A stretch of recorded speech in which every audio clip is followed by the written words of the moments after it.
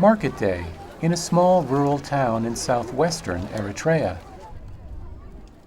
Many refer to this vast region as Eritrea's breadbasket. But now poor rains and sharp rises in global food prices are taking a bite out of food supplies here too. In extremely good year, the harvest will be providing about 60% of the food requirements, because the agriculture that is traditionally practiced is rain-fed.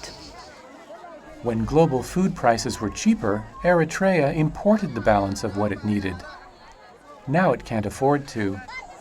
It does not have access to large pots of foreign exchange. Thus has to develop its own capacity for attaining a certain level of food security. But developing the agricultural sector here isn't easy.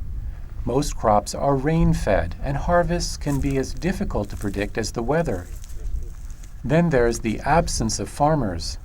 Eritrea's 30-year war of independence and continued border conflict with Ethiopia have pulled many farmers from the land. There is about 10% of the economically active that are mobilized, that are serving in the army. And this is a heavy burden, because these are 10% that is not there producing extra food, that is not there plowing the field. A new government irrigation scheme financed by the UN's International Fund for Agricultural Development offers some hope. During the rainy season, these newly built irrigation canals capture water spilling down from nearby mountains, turning 1,000 hectares of arid land into fertile fields. The potential is enormous. Sorghum and millet yields alone are expected to quadruple. The challenge is to find enough farmers to do the work. Howa Hajj, a divorced mother of 4, would like to farm, but centuries-old traditions can make it hard for women to earn a living here. People here believe a woman should not go out and leave small children behind.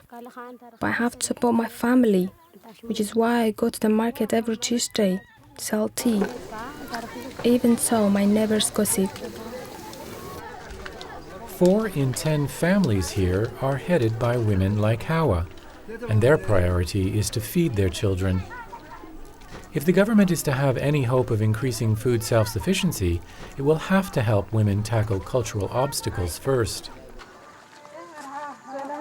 The IFAD-supported scheme, for example, will offer an irrigated plot to as many as 400 women in the region. Howa's got herself on the list.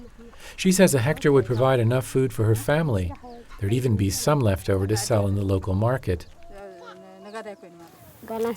It won't be easy. I would have 2 workloads, the house and the land. I can't be like a man who has a wife to take care of him.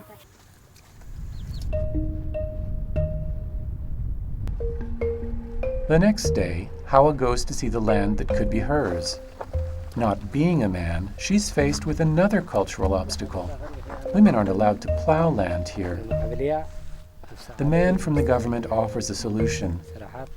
For the first year at least, the government will plow the land for her.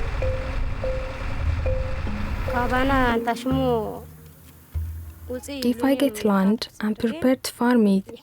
I'm ready to do whatever it takes for my children. It's poverty that's making Howa so determined. And increasingly, it's poverty that's driving the desire for change here, which will ultimately help everyone put more food on the table.